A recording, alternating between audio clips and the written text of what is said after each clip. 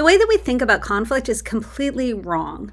If you Google it, you'll see a lot of information about conflict resolution. Conflict resolution is not a thing, okay? 100% of couples have conflict. And the work is not to eliminate conflict. Conflict is good. Conflict is how we learn and grow and integrate differences, right? So usually we know that diversity is a good thing. We know that it's good to be exposed to different ideas and challenge our own thoughts by educating ourselves and having dialogues with people who disagree with us. But when it comes to your primary romantic relationship, you might think about conflict as something that you want less of instead of more of. And the way that I like to talk about it is that it's not about eliminating conflict or resolving conflict.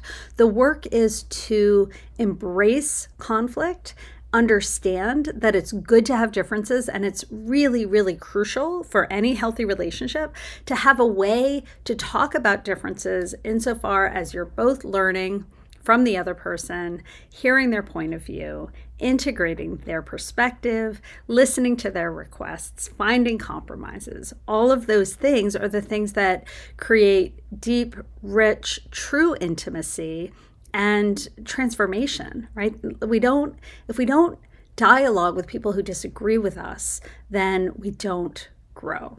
And the other thing to remember is that if you are avoiding conflict, it can come across as passive aggression. It can turn into resentment. It can come out sideways when you least expect it. So once you have the tools to know that you can enter a conversation with strategies to manage those differences, then you're not going to be afraid of them, and you're less likely to wait until you're so amped up that you enter a conversation with a lot of energy, a lot of sort of fire, whereas we want you not to be afraid of conflict and rather to say, okay, this is a good thing, we're going to approach it, and we're going to learn how to understand that everybody has a different preference in how they like to manage conflict, and understanding the person with whom you are in dialogue will help you recognize which strategy is going to work for you. So I want to share with you a quiz that I've created for you,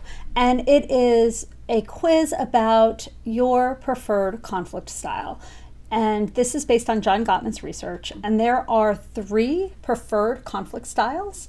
And when you take this quiz, and you press start here, and then you answer the questions. And at the end of the quiz, and I don't even ask for your email address, you guys. At the end of the quiz, you'll find out which of the 3 conflict styles you fall under. And then what I recommend is that you share this quiz with your partner or partners, and then they take the quiz, and then they find out what their conflict style is. And then you guys can talk about it. And then I have links with pros and cons of each style and specific things that you should know about your conflict style, so that you can learn and develop the right skills according to how you like to fight fair. Hope that helps. I will put the link in the bio below.